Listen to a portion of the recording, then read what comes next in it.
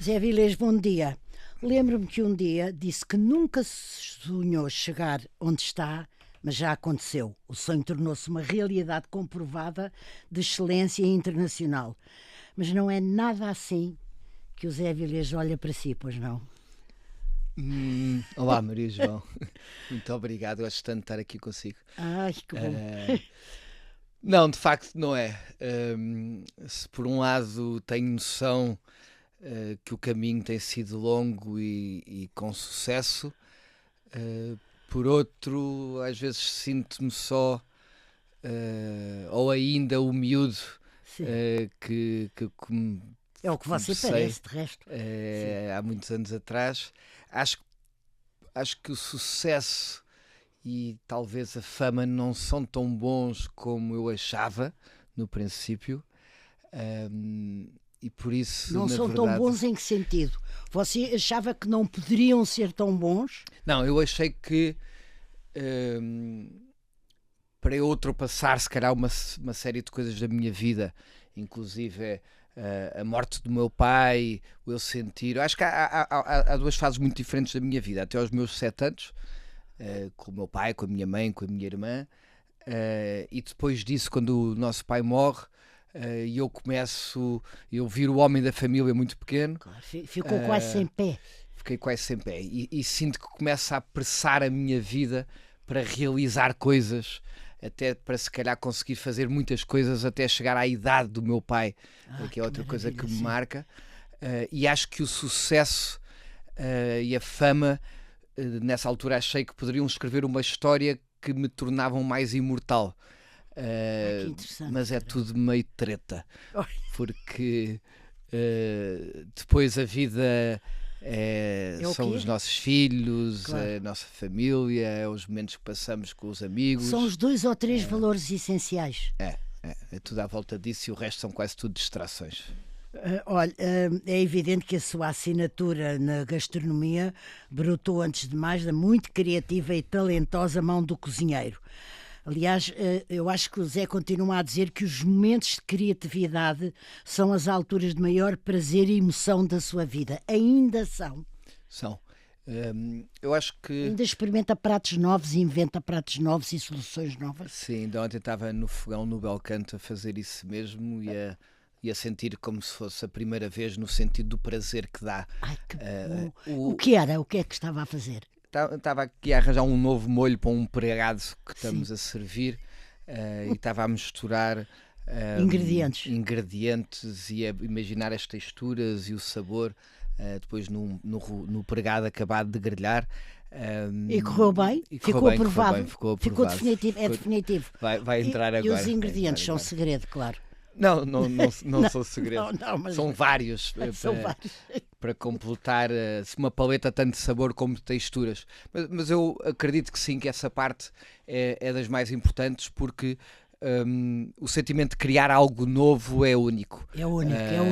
E é o que nos faz dar mais entusiasmo à vida, é viver. É isso. Hoje também o poder fazer as minhas equipas crescer individualmente, não é crescer de número, mas as pessoas ao meu lado crescerem, cada uma delas, até ajudá-las, orientá-las, isso dá muito prazer também. Quantas pessoas, quando diz equipes, há diversas, estão espalhadas por várias geografias e secções, quantas pessoas trabalham para si, ou consigo, melhor dizendo? Comigo, no total, somos perto de 1000 nos vários projetos, mas o grupo está dividido especialmente em dois grandes grupos, e por isso tudo o que está sobre a minha alçada direta são cerca de 500 em Portugal e lá fora. E o que é que está sob a sua alçada direta desses 2 projetos? Os 2, em todo caso? Não, são os que têm o meu nome. Há uns que não têm a minha assinatura, e por isso não está tão direto. Mas eu diria que eu estou em contacto regular com cerca de 100 pessoas permanentemente, que eu falo mais e que oriento quase como uma chefia direta, sendo que depois, como circulo pelos restaurantes, e o meu nome está lá escrito na porta, estou em contacto com muito mais. E tento ser o primeiro a ver que se alguém está com um olhar que eu acho que está triste, em perguntar, em perguntar o que é que se passa, se eu posso ajudar em alguma coisa. E há pouco tempo criámos já há 1 ano e meio, criámos um apoio de saúde mental na empresa, onde nós patrocinamos consultas de psicoterapia, que temos hoje já quase 80 pessoas porque é um bom frequentarem. Porque eu acho que é necessário. Claro. É muito trepidante a vida de um restaurante. Eu acho que as vidas em geral, as pessoas estão um bocadinho. O mundo está muito partido, as discussões estão cada vez mais acesas, toda a gente tem opiniões. Estão ressentidas, toda a gente tem opiniões muito mal fundamentadas, mas quase clubísticas sobre tudo. E isto causa mais tensões, acho que, e por isso podermos ajudar nesse sentido. Objetivamente, é verdade. E podemos ajudar nesse sentido. E é o que está a fazer. E é o que estamos a tentar fazer. Zé, falámos em criatividade e no prazer que lhe dá, e deu o exemplo do molho para o pregado. Em todo caso, é obrigatório pôr no outro prato da balança da criatividade o imenso esforço, a humildade, a disciplina, a persistência que têm sido precisos, ou não?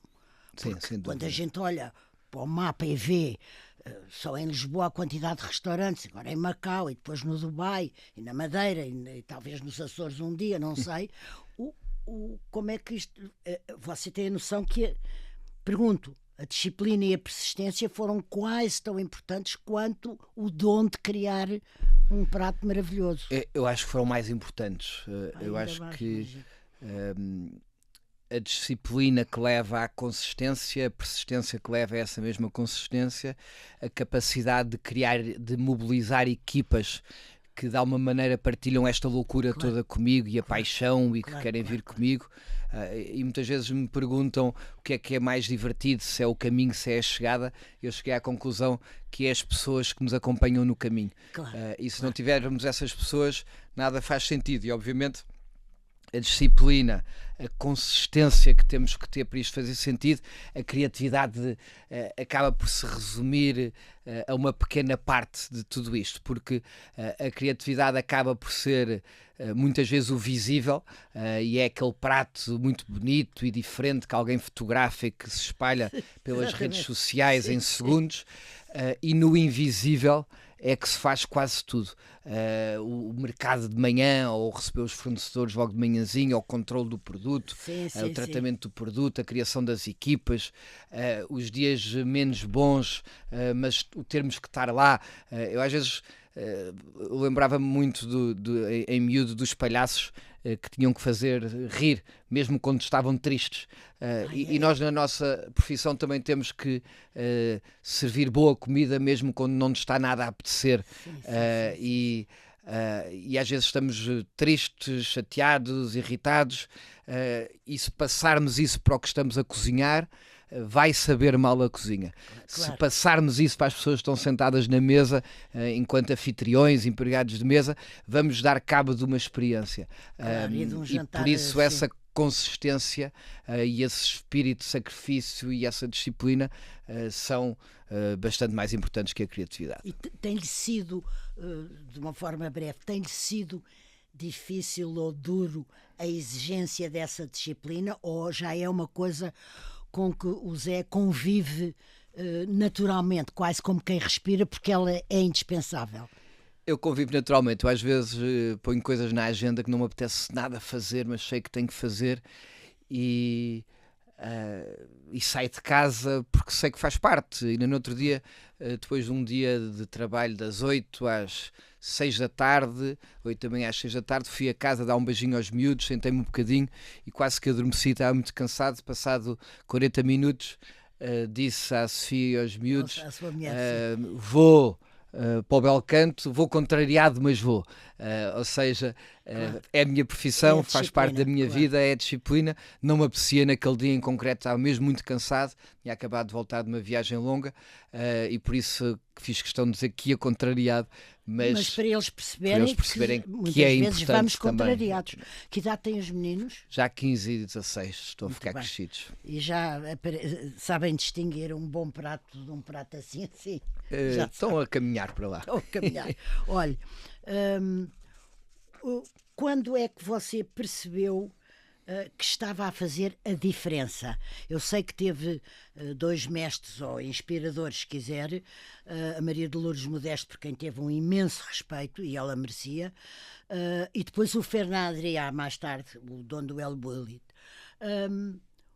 Quero falar um bocadinho porque é que em que é que eles o inspiraram? Duas pessoas tão distintas, cozinha mais portuguesa na Maria de Lourdes, o outro completamente diferente. Sim, eu tenho que acrescentar aí o Zé Bento dos Santos também. E o Zé Bento dos Santos, com quem aliás tem uma... Com quem continua, tem uns vinhos que fazemos em vinhos, conjunto, sim. Mas acima de tudo tenho uma admiração profunda e é alguém que a par com a Maria de Lourdes, também em áreas muito diferentes, sempre me apoiaram muito e me ajudaram. E acaba por ser, desde que a Maria de Lourdes morreu, acaba por ser com quem eu estou mais em contacto, sim. Também, e continua-me a ajudar é um português que não se queixa, que faz, que empreende, que inventa. Exatamente. E com conhecimento absurdo de gastronomia, e capaz de me dizer o que está bem e capaz de apontar o que ele acha menos bem, e isso faz-nos crescer. Faz.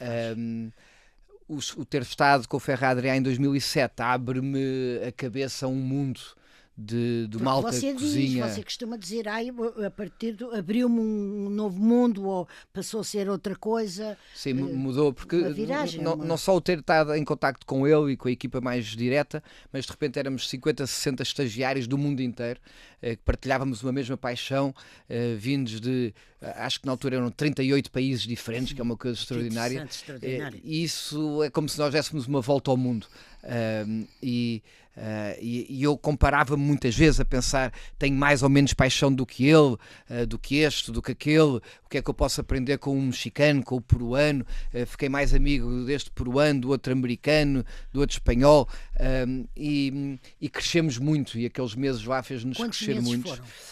Eu fiz, na verdade, aquilo havia uma season inteira, ou só meia, eu só fiz meia, foram 3 meses só, porque estava cá com outros trabalhos, não conseguia largar durante tanto tempo, mas eu quando penso que 3 meses foram tão intensos, parecem 3 anos. 3 anos, claro. Mas valeram por 3 anos. Valeram por claro. 3 anos.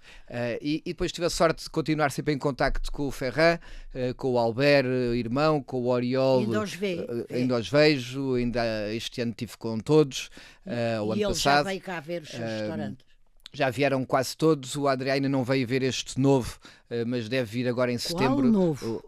Este novo no sentido da mudança do Belcanto, tinha estado só. Sim, exatamente. Mas estamos a combinar um evento conjunto até aqui em setembro em Lisboa, e por isso, e quer dizer, o Adrià em 2008 convida-me para fazer parte de um livro da Feyden, ele escolhe 10 chefes que ele acha que vão ser o futuro da gastronomia mundial, e por isso, na verdade, as coisas depois foram-me acontecendo. Eu, apesar de dizer que só no dicionário a sorte vem antes do trabalho, eu acho que também sou um sortudo. Eu acho que houve aí alinhamentos de astros, um dom soprado por alguém, porque de facto, quando a gente estuda a sua biografia e a lê, é forçado a parar em certas linhas que mostram como você foi bem recebido, bem acolhido e aplaudido. Porque uma coisa é receber bem, mas depois tudo fica por aí. Foi aplaudido. Sim, eu sinto e senti essa transição durante os tempos que estive no Tavares ainda, onde recebemos a primeira estrela Michelin. Exatamente, consiga dirigir muito novo, o Tavares. Novo, num restaurante o mais antigo de Portugal, um dos mais antigos do mundo, bonito, com uma pressão muito grande, onde as primeiras fotografias que saíam, as pessoas interpretavam nas malas de comida, e recebi várias cartas onde me chamavam Sim. filho da mãe para cima e outras coisas, a dizer que eu estava a destruir a cozinha portuguesa. Depois começo a ver uma oportunidade que as pessoas me começam a dar de gostar do que eu estou a fazer. Foi e depois aí que percebeu que tinha feito a diferença, foi, que era a minha pergunta. começa um bocadinho por primeiro, será que estou a fazer mal? E depois aí começa a dizer não, se eu continuar a trabalhar em equipas, chego lá. E depois há um momento onde as pessoas não só me dão os parabéns, como me começam a agradecer pelo que estou a fazer pela gastronomia portuguesa. E eu acho que isso é um Pessoas momento... anónimas ou Anónimas, pessoas profissionais que vão ter contigo? anónimas, e depois passa para os profissionais e depois E para os convites. para os convites lá fora e depois começam de alguma maneira a chamar-me também embaixador da cozinha portuguesa. Depois houve como que, a partir de um certo momento, passou a ser sempre tudo em crescendo, para eu perceber. Não, esta vida é muito engraçada porque a restauração e Tem marés, numa tem muitas como ao mar, marés, como muitas altas marés. e baixas. Muitas altas e baixas, tanto a nível de negócio, e por isso, quer dizer, nós atravessamos um Covid no meio disto tudo. Nós estamos no nosso auge em 2019, em 2020 para tudo, e para tudo ao ponto de nós questionarmos se íamos conseguir sobreviver. Claro. Estamos agora a entrar numa outra crise, pelo menos provocada pela incerteza do mundo. Não, neste momento, então, sim. E por isso tenho o restaurante do Dubai. Ainda hoje acordei às 6 da manhã e tive as 2 primeiras horas do dia a falar com a equipa de lá. Muita gente está a ser dispensada, está a tentar arranjar-se sítios para ir, e nós estamos a ver se conseguimos ficar com algumas pessoas cá, Claro. que estão lá. E vão fechar, mas isso que significa que vão fechar? O hotel está a 5% de ocupação. Ainda estamos a conseguir ingredientes em aviões de carga, que era uma coisa que não estávamos sequer a conseguir.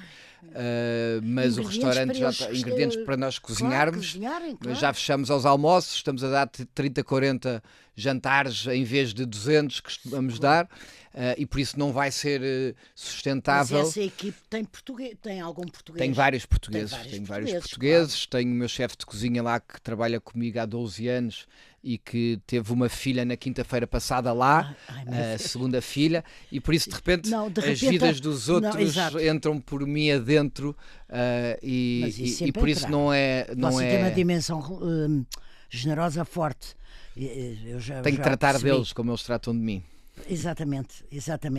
Tenho uma curiosidade enorme, que é: o que é que teve que acontecer na sua adolescência, ou quem sabe se mesmo mais atrás, na infância, para que um dia um jovem estudante universitário chamado José Avilés dissesse de repente à sua mãe que queria ser cozinheiro? O que é que o fez querer assim tanto?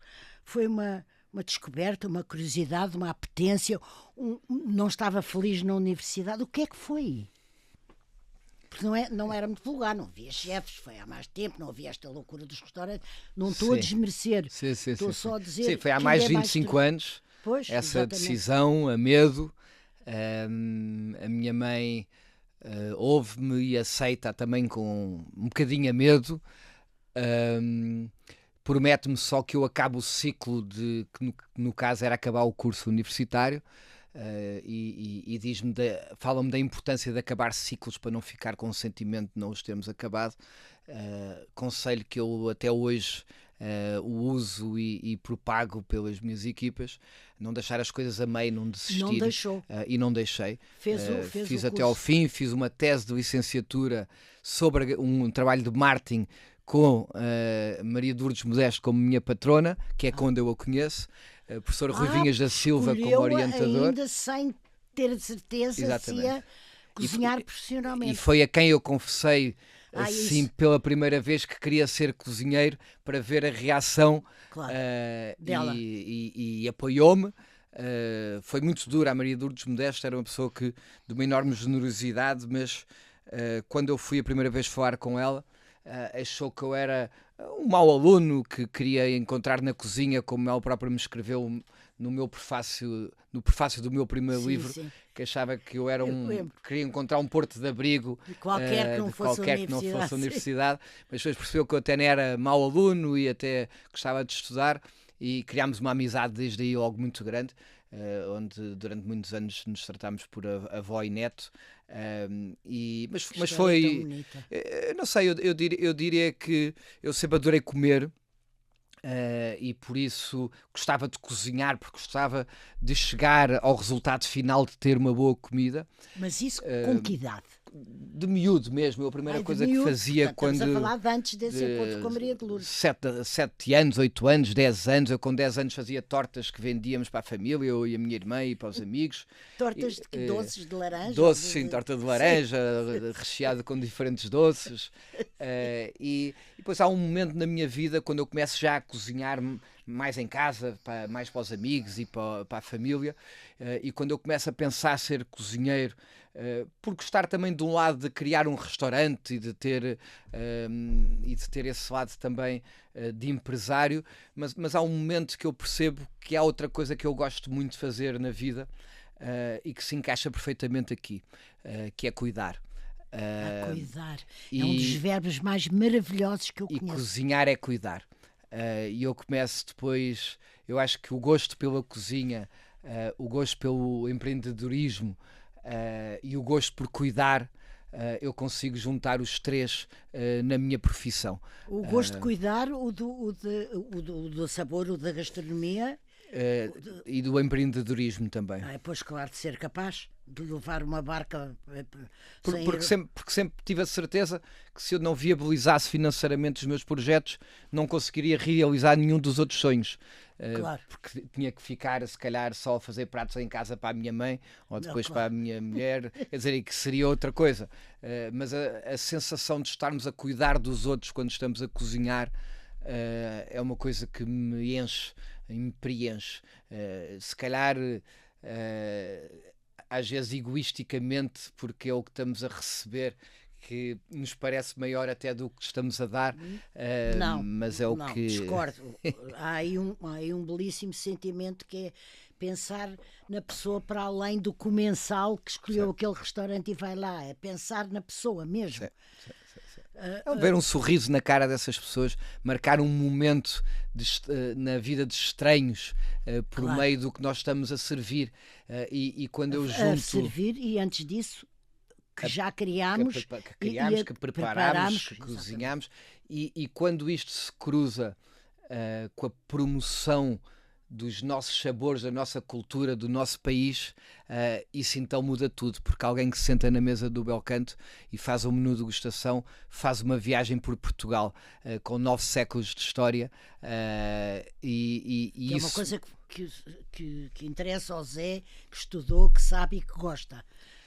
Ou seja, que não lhe é indiferente a nossa história e aquilo que fizemos. Não é de todo indiferente, e acho que temos ainda muito por contar. E por isso nós estamos a contar.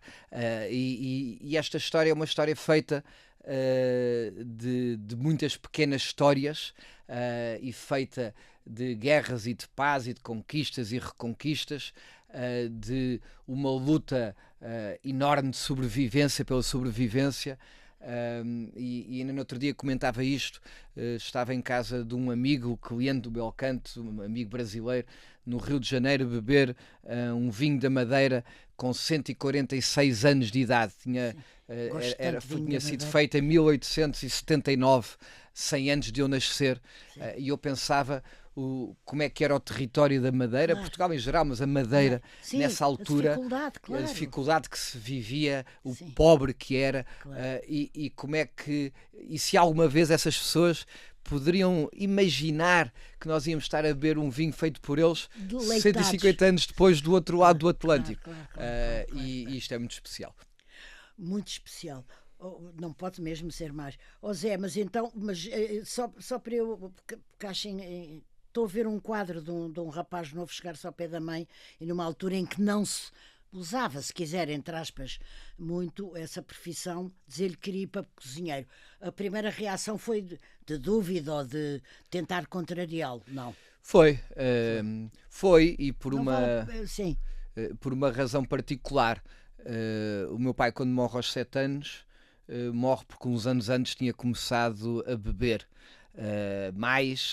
Para processar uma série de desgostos que ele próprio tinha tido na vida, Que idade é que você tinha? Eu tinha 7, meu pai 36. Ai, 36. E o meu pai tinha trabalhado, tinha tido alguns restaurantes e a minha mãe associava a restauração a uma coisa negativa nesse sentido, a proximidade, e achava que eu poderia ter também essa tentação. E por isso não era tanto um preconceito com a cozinha, era sim o tentar proteger do que poderia ter passado com o meu pai.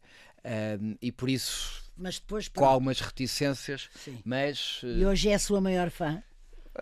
Acho que é uma grande fã, mas é recíproco, porque a minha mãe, quem a conhece, é uma pessoa aparentemente muito frágil, magrinha. Não, mas é um cipreste. Mas é um cipreste. Exatamente. É uma pessoa fortíssima. Ainda ontem, depois de vários dias sem a visitar entre viagens, consegui arranjar umas horinhas e fui à tarde, antes dos jantares, dar-lhe um beijinho e estava-lhe a dizer isso mesmo. E é a pessoa mais forte que eu conheço. Ai, que bonito. Olhe, falámos há bocadinho de ingredientes por causa do molho do pregado.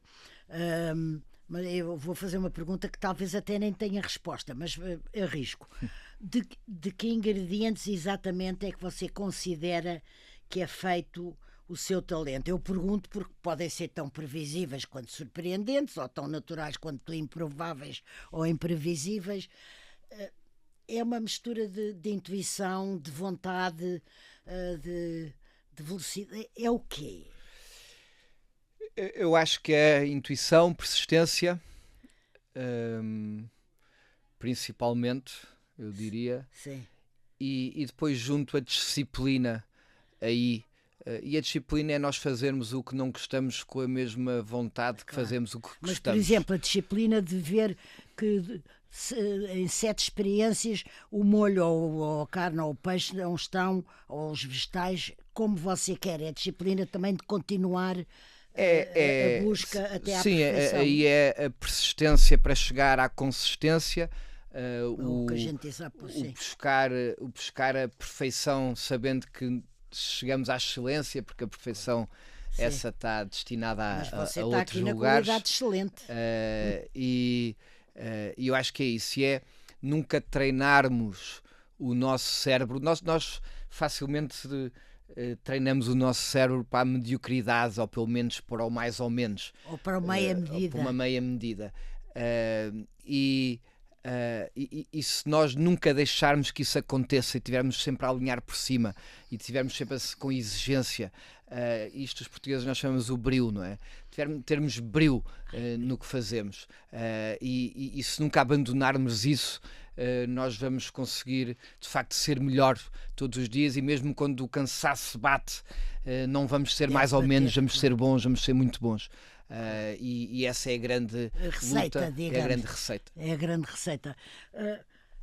Acha que está sempre, apesar de ter chegado onde chegou e ser de excelência, está sempre a aprimorar e a ampliar tudo isso, esse talento e esses ingredientes que são precisos, essa disciplina, a criatividade que vai de par com a...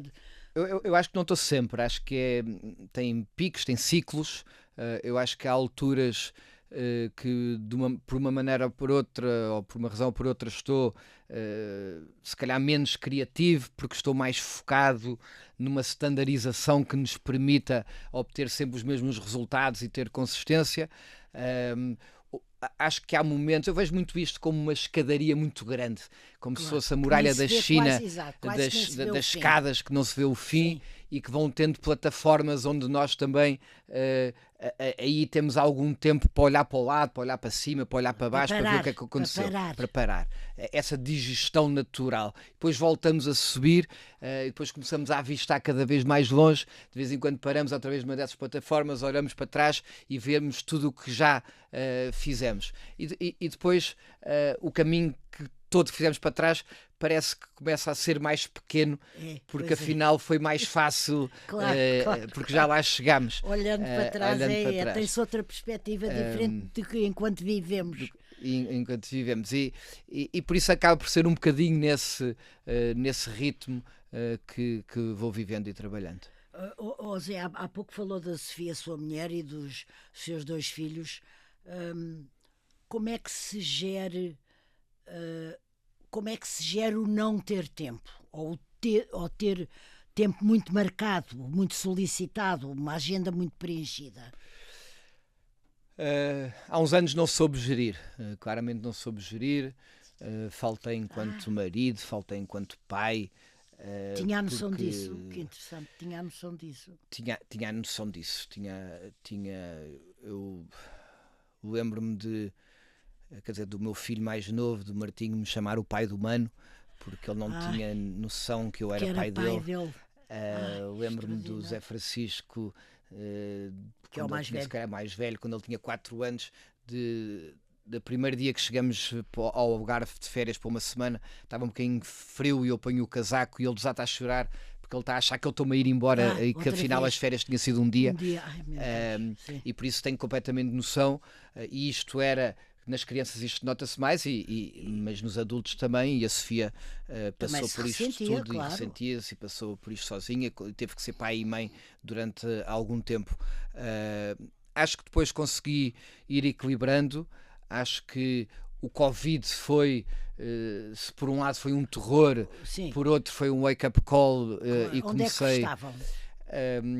Acabámos eu vinha todos os dias para o escritório, para Lisboa, mas acabámos por ficar por Cascais, perto da minha mãe, e eu jantava todos os dias em família, que nunca tinha acontecido. Claro, o Martinho veio-me mesmo dizer em jeito de brincadeira, agora já sei que é meu pai, e eu acho que eu comecei a conseguir organizar-me.